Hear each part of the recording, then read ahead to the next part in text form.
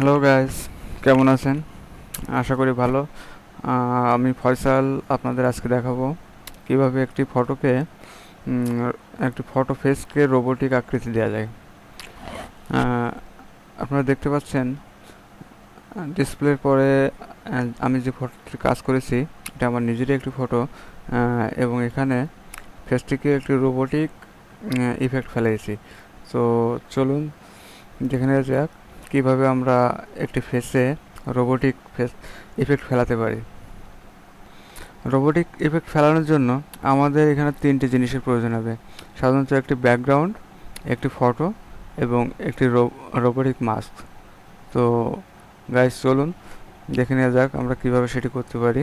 At first আমরা ব্যাকগ্রাউন্ডটিকে ফটোশপে open করব। Drag করে ধরে নিয়ে আমি এটি ফটোশপে ওপেন করলাম। আমরা এই ব্যাকগ্রাউন্ডের উপরেই আমার মনিটরে রাখা ছবিটিতে কাজ করছিলাম। সো এটার উপরেই আমি কাজ করে দেখাবো। ব্যাকগ্রাউন্ডে আসার পরে আমরা মূল ছবি, যে ছবিটির উপরে কাজ করতে চাই সেই ছবিটিকেও টেনে নিয়ে আসবো। ড্র্যাগ করে টেনে নিয়ে এসে ব্যাকগ্রাউন্ডের উপরে রাখবো এবং এটিকে শিফট চেপে যেমনটি আমার সাইজ দরকার ঠিক তেমনটি পজিশন মতো বসিয়ে নেব।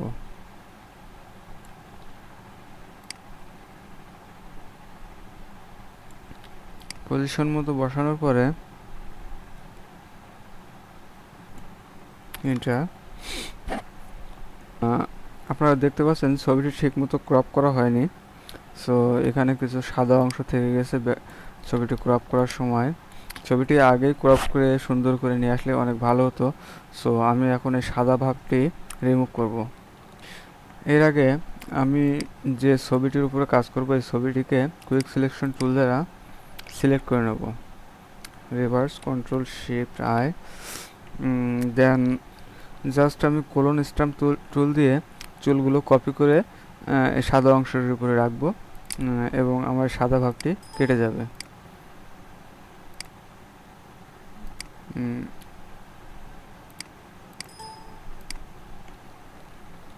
সর্বপ্রথম এই লেয়ারটিকে রাস্টারাইজ করে নিতে হবে। সো রাইট বাটন ক্লিক করে রাস্টারাইজ দি লেয়ার এবং কোলন স্ট্যাম্প টুল সিলেক্ট করে অল্টার চেপে যে অংশের চুল তার পাশ থেকে কপি করে পাশে পেস্ট করব।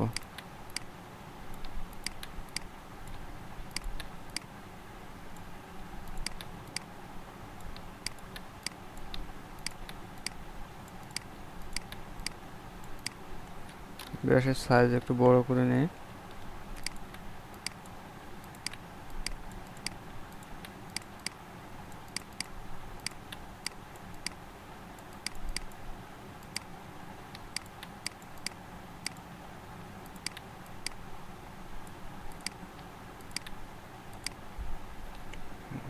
Control D. সো দেখুন সাদা ভাবটি অনেকটাই চলে গেছে। এরপরেও যেসব অংশগুলোতে কিছুটা সাদা থেকে গেছে সেই জায়গাগুলো আমি ইরেজার টুল দিয়ে হালকা ব্রাশ নিয়ে জাস্ট সফট ব্রাশ নিয়ে সামান্য করে মুছে দেব। সো সাদা ভাবটা আর থাকবে না।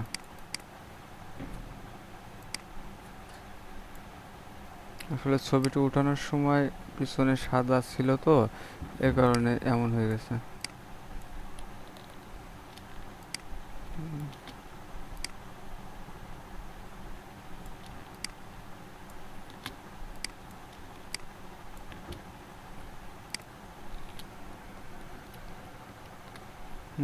নাও এটিতে এখন আর সাদা ভাবটি নেই।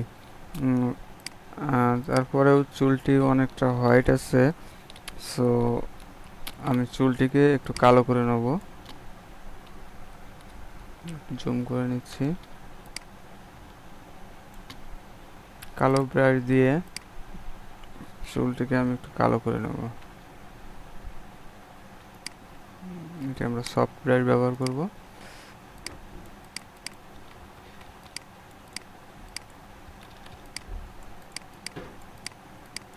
কারণ আমার ব্যাকগ্রাউন্ড সিনারিটিকু অনেকটা কালাচে ভাব আছে, সো চুলে বেশি লাইট থাকলে হবে না।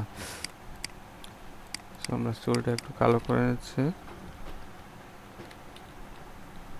Control D. মূল লেয়ারটি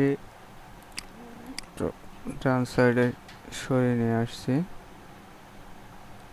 ওকে, সো এবার আমাদের যেটি করতে হবে সেটি হলো যে রোবোটিক ইফেক্ট ফেলাবো, সে রোবটের ছবিটাকে, এটা আমি ডাউনলোড করছি গুগল থেকে, এটা নিয়ে এসে ছবির পরে রাখবো এবং এটার অপাসিটি একটু কমিয়ে দেবো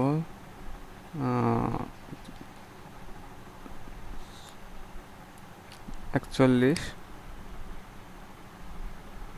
এরপরে জাস্ট আমার কাজ হবে চোখ এবং মুখটাকে অ্যালাইন করে আমার মূল ছবিটির উপরে ঠিক করে বসানো।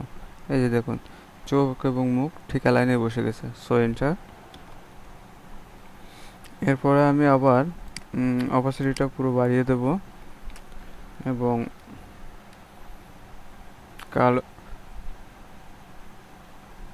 কালো রঙের ব্রাশ দিয়ে, সাদা রঙের ব্রাশ দিয়ে এটাকে সম্পূর্ণভাবে মুছে দেব।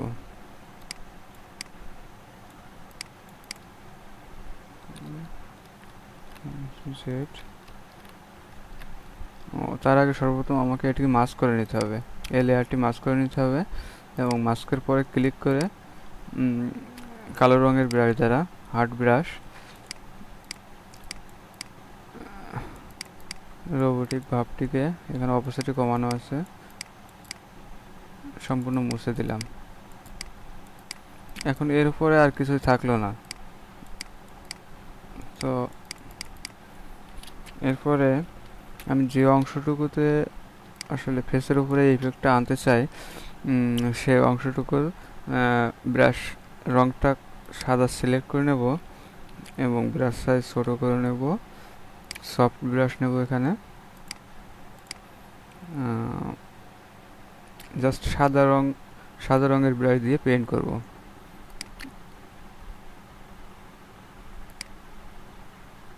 দেখুন চলে আসছে কিন্তু অনেকটা রোবোটিক ফেস।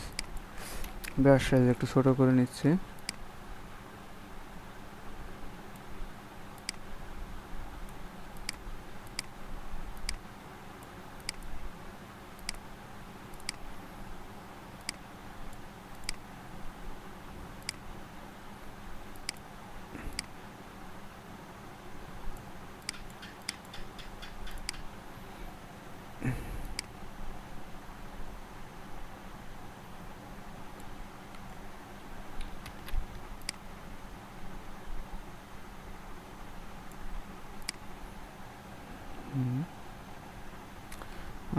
এরপর আমাদের যেটা করতে হবে, এই মাস্কের উপরে ডাবল ক্লিক করতে হবে।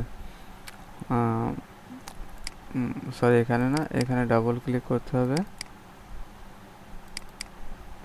এই অপশনটা ওপেন হওয়ার পরে এখান থেকে আমরা ইনডোর শ্যাডো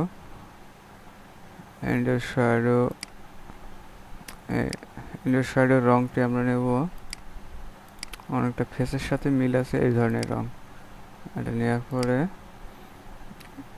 ডিস্টেন্স 8 রাখি, সাইজ 1, ঠিক আছে। ইনডোরগুলো এই রংটা রাখি,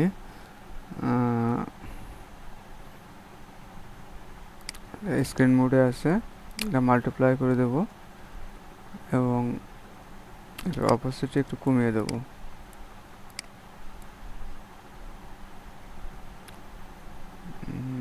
এরপরে আউটডোরগুলোর ক্ষেত্রেও আমরা মাল্টিপ্লাই অ্যাপ্লাই করব এবং অপাসিটি কমিয়ে দেব।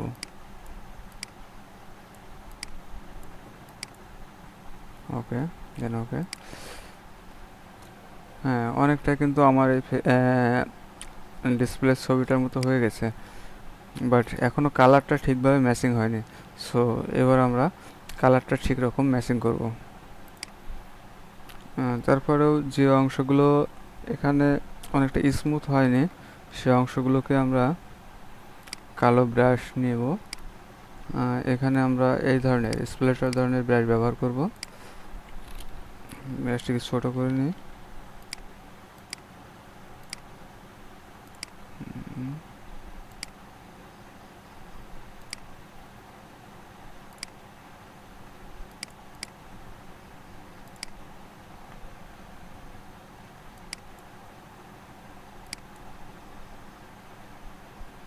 ছোট করে নিয়ে জাস্ট হালকা করে পেন্ট করব।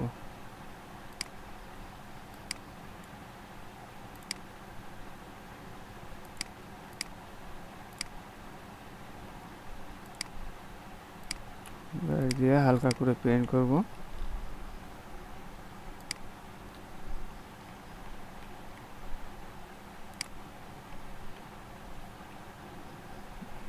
হালকা সরিয়ে নিয়ে আসলাম। এই জায়গাগুলো একটু বেশি কালো লাগছে, সো আমি এই জায়গাগুলোকে একটু মুছে দিচ্ছি।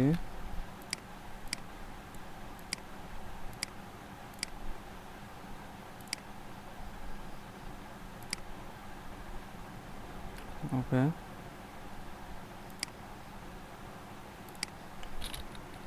জুম আউট হয়ে গেছে অনেকটা। তো আমরা এখানে একটা নিউ লেয়ার নিয়ে নেব। সরি, নিউ লেয়ার নেওয়ার পরে এটিকে গ্রেডিয়েন্ট দেব। সো আমরা এখান থেকে গ্রেডিয়েন্ট নিয়ে নিই, গ্রেডিয়েন্ট অ্যাপ্লাই করি। এখান থেকে না, মাস্ক করে নেব, গ্রেডিয়েন্ট নিয়ে নেব। গ্রেডিয়েন্টের রং আমরা এখানে কালো নেব। এটা রং হালকা কালারের মতো নেব। ওকে ওকে,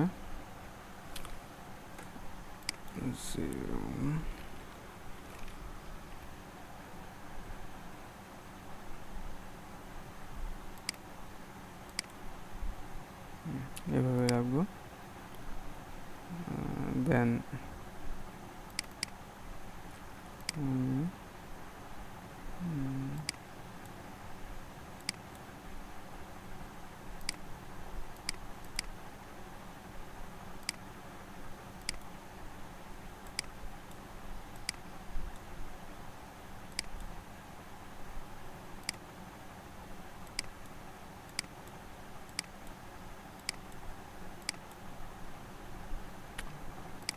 এভাবে রাখবো। মাস্কের উপরে আমরা কালো ব্রাশ দিয়ে এটিকে হালকা সফটলি মুছে নেব। যে জায়গাটুকু আমার হাইলাইটস করার দরকার ভালোভাবে মুছে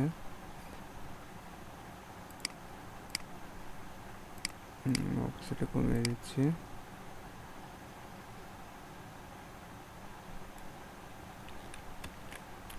তারপরেও বেশি হয়ে গেছে, তাহলে কমায় নেব।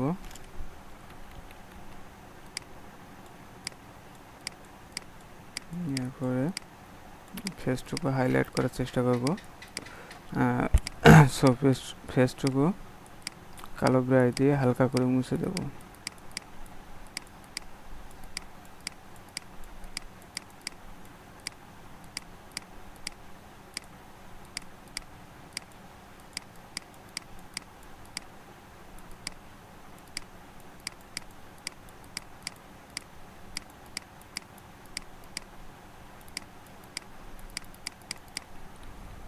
ফেসটুকু মোছার পরে ফেসটা একটু লাইট বেশি হয়ে গেছে, সো এখান থেকে কন্ট্রোল এম,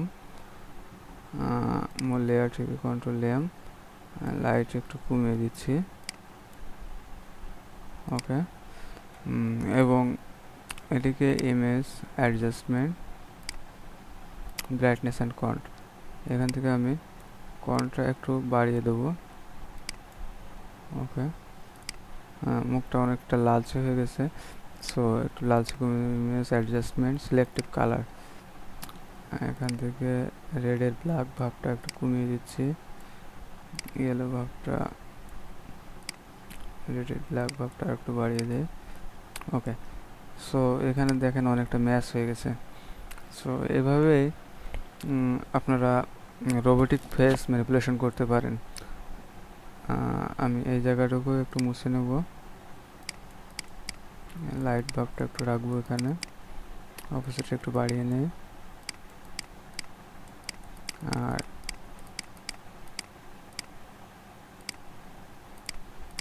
আমার এই জায়গাটায় এই লাইটের একটা আভা পড়বে। সো এখান থেকে নিউ একটা লেয়ার, এরপরে ব্রাইট দিয়ে এখান থেকে আমরা ওই ধরনের ঠিক এই ধরনের ব্রাশ নেব। সো সফট সফট এখানে সফট ব্রাশ নিয়ে অবশ্যই বাড়িয়ে দিয়ে জাস্ট এখানে 2-3টা ক্লিক করব এবং এটার পরে এসছে হালকা একটু লালচে, একটু বেশি লালচে মতো, এরপরে আর একটু ক্লিক করব। এরপর এই লেয়ারটিকে কন্ট্রোল-T দিয়ে একটু বড় করে নেব এবং এখানে রাখবো। তারপরে জাস্ট এখানে কালার মোড থেকে মাল্টিপ্লাই অ্যাপ্লাই করব। সো দেখেন এখানে কিন্তু এটা অটোমেটিক্যালি সেট হয়ে গেছে, এরপরে একটা আভা মতো পড়ছে, তারপরে এটা অতিরিক্ত গাঢ় হয়ে গেছে। সো এটিকে আমরা ব্রাশের মাধ্যমে হালকা করে মুছে নিতে পারি সফট ভাব আনার জন্য, যাতে মনে হয় যে জাস্ট আগুনের শিখাটা এখানে পড়ছে।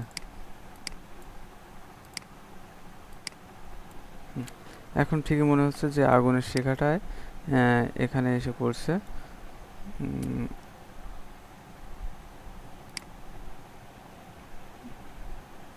সো এভাবে আমরা যে কোনো একটি ফেসে ম্যানিপুলেশন করতে পারি।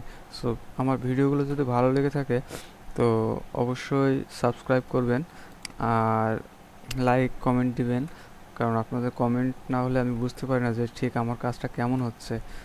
জানি খুব একটা ভালো হয়নি, হয়তো ভুল ত্রুটি মানুষের হতে পারে, সো ভুল হলে ক্ষমা করবেন আর চ্যানেলটি সাবস্ক্রাইব করে রাখবেন পরবর্তী ভিডিওগুলো আপডেট পেতে হলে। So thank you.